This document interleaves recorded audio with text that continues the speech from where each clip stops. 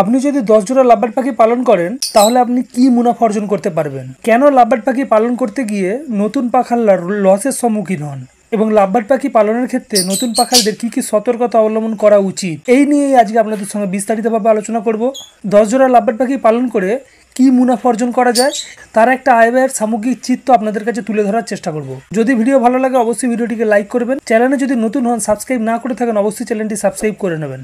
আজকে লাভবার্ডের যে মিউটেশনটা নিয়ে আপনাদের সঙ্গে আলোচনা করব, খুব জনপ্রিয় মিউটেশন, ভারত এবং বাংলাদেশে খুব জনপ্রিয়, সেটা হচ্ছে লুটিনো রেড হেডেড অপালাইন। এই মিউটেশনটি ভারত এবং বাংলাদেশে খুব জনপ্রিয়, চাহিদা সম্পন্ন একটি পাখি। লাভবার্ড পাখি বছরে 4টি ক্লাচে ব্রিড করে, বা লাভবার্ড পাখি থেকে বছরে আপনারা 4টে ক্লাচ নিতে পারবেন। 4টে ক্লাচ নিলে পাখিদের মধ্যে কোনো সমস্যা হয় না, পাখিরা প্রপার রেস্ট পায় এবং বছর পর বছর আপনাকে ভালো ব্রিড দেয়। তো সেই জন্যই আপনি 4টে ক্লাচ বছরে নিতে পারবেন। তো সেই হিসাবে যদি যাওয়া যায় তাহলে একটা ক্লাচ কমপ্লিট করতে আপনার 3 মাস লেগে যায়। তো আজকে আপনাদের সঙ্গে 3 মাসের একটা আয় ব্যয়ের হিসাব দেবো। প্রথমে ভারতের কি চিত্র সেটা আপনাদের কাছে তুলে ধরি। আপনি যদি 10 জোড়া লাভবার্ড পাখি পালন করেন, সেই 10 জোড়া লাভবার্ড পাখির থেকে মোটামুটি আপনারা একটা ক্লাচে সব থেকে কম করে হলেও 3টে করে বাচ্চা পাবেন। এবং ভারতের মার্কেট প্রাইস অনুযায়ী লুটিনো রেড হেডেড অপালাইনের দাম আপনি যখন বিক্রি করবেন 700 টাকা করে আপনারা পিস পেয়ে যাবেন। তাহলে যদি আপনারা 3টে করে 10 জোড়া থেকে বাচ্চা পান তাহলে আপনি 30টা বাচ্চা পাবেন এবং 700 টাকা যদি তার মূল্য হয় তাহলে আপনি সেই পাখিগুলোকে বিক্রি করবেন 21,000 টাকায়। এবং 3 মাস এই যে পাখিদেরকে প্রতিপালন করবেন, আপনি যদি সফট ফুড, এগ ফুড, ভেজিটেবলের উপরে জোর দেন, সিড মিক্সকে নমিনাল দেন, কম পরিমাণে দেন, তাহলে কিন্তু আপনাদের পাখির সামগ্রিক খাবার খরচ কিন্তু অনেকটা কমে আসবে। আর সবথেকে বড় জিনিস যেটা, আপনি সফট ফুড, এগ ফুড এবং ভেজিটেবলের উপরে জোর দেন যদি, তাহলে কিন্তু পাখির থেকে খুব ভালো ব্রিড পাওয়া যায়। সিড মিক্সের ওপরে কিন্তু নির্ভর করে ভালো ব্রিড পাওয়া যায় না। যদি সিড মিক্স যদি আপনি বেশি পরিমাণে ব্যবহার করেন তাহলে কিন্তু আপনার খরচ বেড়ে যাবে এবং পাখির থেকে ভালো রেজাল্টও পাবেন না। তো মোটামুটি একজোড়া পাখি আপনার সারা মাসেতে সফট ফুড, এগ ফুড, আপনার সিড মিক্স সব কিছু মিলে 200 টাকার খাবার খেয়ে নেবে। তো আপনার কাছে রয়েছে 10 জোড়া পাখি, 200 টাকা করে যদি খাবার খায় তাহলে 1 মাসে 10 জোড়া পাখি খাবার খাবে আপনার 2000 টাকা। 3 মাসে সেটা খরচ পড়বে আপনার 6000 টাকা। এবং তার সঙ্গে আরও আপনি ক্যাটেল ফিশ বোন যে সাপ্লিমেন্ট ইউজ করবেন সেটা, সেই জন্য আপনি ধরে নিতে পারেন আরও এক্সট্রা 1000 টাকা। তাহলে আপনার মোট খরচ পড়ছে 7000 টাকা। 3 মাসের আপনার 10 জোড়ার পাখির পিছনে আপনার খাই খরচ যাবে। পাখি বিক্রি করবেন 21,000 টাকা। প্রথমে তার আমি হিসাব আপনাদেরকে দিয়েছি।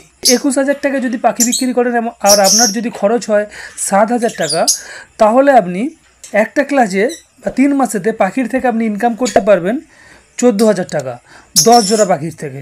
এটা একটা ভারতের সামগ্রিক চিত্র। মোটামুটি 700 টাকাতেই আপনি কিন্তু লুটিনো রেড হেডেড অপালাইন মার্কেটে বিক্রি করতে পারবেন। এমনকি 1,500 টাকা পর্যন্ত জোড়া যায়। যদি আপনি বেশি প্রোডাকশন করতে পারেন, যদি আপনি গড়ে 4টে করে বাচ্চা উৎপাদন করতে পারেন, তাহলে কিন্তু আপনার মুনাফার অংশটা আর একটু বেড়ে যাবে। এবার দেখা যাক যে বাংলাদেশে কি আয় ব্যয়ের হিসাব দাঁড়াচ্ছে। মোটামুটি লুটিনো রেড হেডেড অপালাইনের দাম বাংলাদেশে 1,500 টাকা পিস। যদি আপনি 10 জোড়া পাখির থেকে একটা ক্লাচে 3টে করে বাচ্চা পান তাহলে 30টা বাচ্চা। আর আপনি যদি 1,500 টাকা করে পাখিগুলোকে বিক্রি করতে পারেন তাহলে আপনার ওটা বাজার মূল্য দাঁড়াবে 45,000 টাকা। আর আপনার পাখির পিছনে যে খরচটা হবে সেই চিত্রটা আপনাদের কাছে তুলে দিই। ভারতের ক্ষেত্রে যেটা হয়েছিল, ইন্ডিয়ার ক্ষেত্রে যেটা হয়েছিল, এক জোড়া পিছু পাখির 1 মাসের খাই খরচ আমি ধরেছিলাম 200 টাকা। কিন্তু বাংলাদেশের ক্ষেত্রে সেই খাই খরচটা একটু বেড়ে যাবে, কারণ বাংলাদেশের সিড মিক্সের দাম ভারতের তুলনায় অনেকটা বেশি। এক জোড়া পাখি 1 মাসেতে যে খাবার খাবে সেই খাবার খরচটা হবে বাংলাদেশের ক্ষেত্রে 250 টাকা। যেহেতু আপনার কাছে রয়েছে 10 জোড়া পাখি, তাহলে আপনার 1 মাসে খাই খরচ পড়বে 10 জোড়া পাখির 2,500 টাকা। যেহেতু 3 মাস পাখিগুলোকে প্রতিপালন করতে হবে, 3 মাসের হিসাব আপনাদের সঙ্গে দেওয়া হচ্ছে।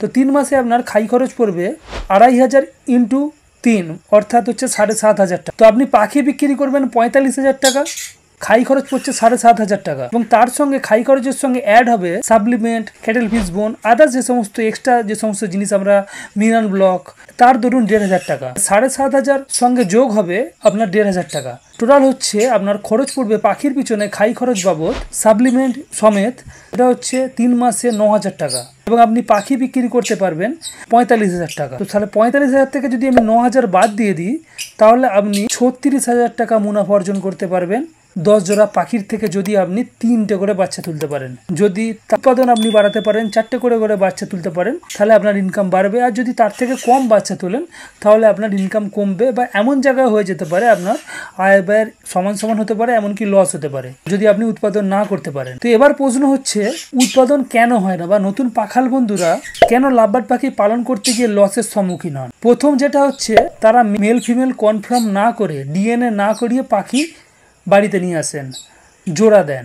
কিছু দোকানদার তাদেরকে মিথ্যা কথা বলে, কখনো কখনো দুটো মেলকে বা দুটো ফিমেলকে কনফার্ম পেয়ার বলে তাদেরকে বিক্রি করে দেন। ফলে কি হয়, নতুন পাখাল বন্ধুরা সেই জায়গাতে ঠকে যান। এর ফলে কিন্তু বিশেষ করে নতুন পাখাল বন্ধুরা লাভবার্ড পাখি পালন করতে গিয়ে ক্ষতির সম্মুখীন হন। সেই জন্য দরকার যেটা, লাভবার্ড পাখি যদি আপনি পালন করেন অবশ্যই অল্প পয়সা খরচ করে ডিএনএ করে নেবেন। তাহলে আপনার যেটা সুবিধা হবে সেটা হচ্ছে আপনার অনেকটা সময় বাঁচবে। আপনি বাড়িতে পাখি নিয়ে আসবেন, দিনের পর দিন প্রতিপালন করবেন, তারপরে পাখি ব্রিড করবে না, তারপরে আপনি আবার সেটাকে কনফার্ম হবেন যে সেটা মেল ফিমেল আছে কি না, তারপরে দেখবেন যে দুটো মেল কি দুটো ফিমেল আপনার কাছে আছে। তো আপনি যে পাখির পিছনে 6 মাস, 1 বছর কি 3 মাস কি 4 মাস যে সময়টা দিলেন, সেই সময়টাই কিন্তু আপনার বেকার চলে যাবে এবং আপনি ডিমোটিভেট হবেন পাখির সেক্টরেতে। তো প্রথমে যেটা করবেন, আপনি ডিএনএ করে নেবেন। দ্বিতীয় যে সমস্যাটি হয়, এজের অনেকটা তারতম্য। অনেক বিডার বা অনেক দোকানদার কি করেন, একেবারে খুব ছোট পাখির সঙ্গে একটা বয়স্ক পাখির জোড়া পাখাল বন্ধুকে দিয়ে দেন। তো সেই পাখিটা তার কাছে আসে, এসে সে পাখি জোড়াই নেয় না। তো এই এজের বা বয়সের তারতম্যের জন্য লাভবার্ড কিন্তু জোড়া নেয় না। তো জোড়া না নিলে সে পাখির থেকে ব্রিড পাওয়া সম্ভব নয়। এই জায়গাতেও কিন্তু নতুন পাখাল বন্ধুরা ঠকে যান।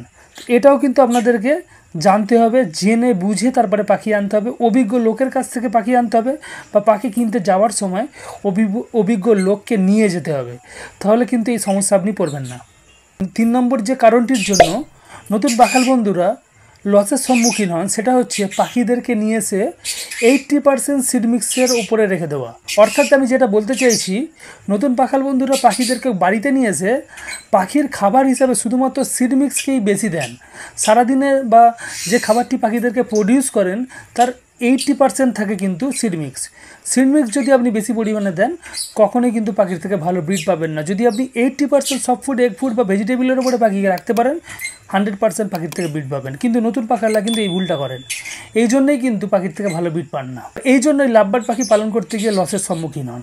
শেষের যে পয়েন্টটি, সেটা হচ্ছে লাভবার্ড পাখি পালন করতে গিয়ে কি সতর্কতা অবলম্বন করা উচিত নতুন পাখালদের।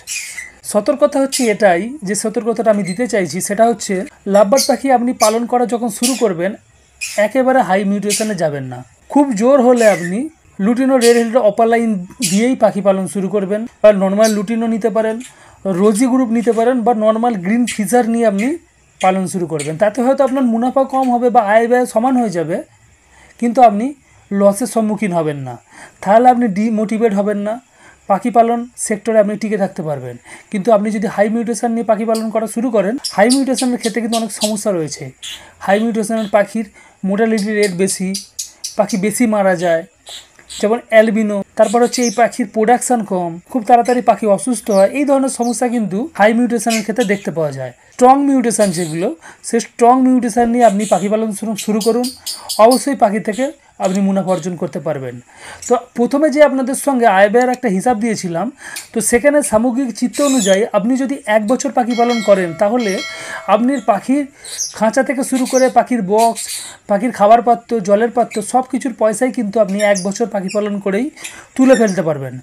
ভারত এবং বাংলাদেশ উভয় ক্ষেত্রেই আপনারা তুলে ফেলতে পারবেন। বাংলাদেশের ক্ষেত্রে আশা করা যায় যে রেড হেডেড অপালাইন যে মার্কেট প্রাইস যাচ্ছে, সেই অনুযায়ী যদি আপনারা প্ল্যানিং করে পাখি পালন করতে পারেন, তাহলে আপনারা 1 বছর প্রতিপালন করার পরেতেও আপনার খাঁচা, ট্রে, বক্স, জলের পাত্র, খাবার পাত্রের পয়সা বাদ দিয়েও কিন্তু আপনারা অনেকগুলো পয়সা পকেটে রাখতে পারবেন।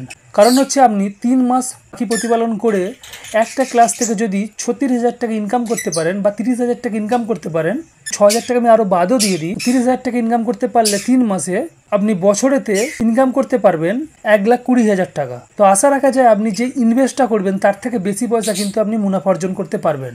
প্রপার প্ল্যানিং করে, পাখির ডিএনএ করে, পাখিদেরকে যদি ঠিকঠাকভাবে কেয়ারিং করেন, আশা করা যায় লাভবার্ড সেক্টরে কিছু মুনাফা আপনি অর্জন করতে পারবেন। যদি আজকের ভিডিও ভালো লাগে ভিডিওটিকে লাইক করবেন। ভিডিওর মধ্যে যদি কোনো ইনফরমেশন থাকে অবশ্যই ভিডিওটিকে আপনার পরিচিত পাখালের কাছে শেয়ার করে দেবেন। চ্যানেলে নতুন হলে অবশ্যই চ্যানেলটিকে সাবস্ক্রাইব করে পাশে থাকবেন। আজকের মতো বিদায় নেব। বিদায় নেওয়ার আগে একটাই আশা থাকবে, আপনারা ভালো থাকবেন, আপনাদের পাখিগুলো ভালো থাকুক, আপনার আত্মীয় পরিজন ভালো থাকুক, আর এইভাবেই দে পাখি হাউসের পাশে থাকবেন। ধন্যবাদ।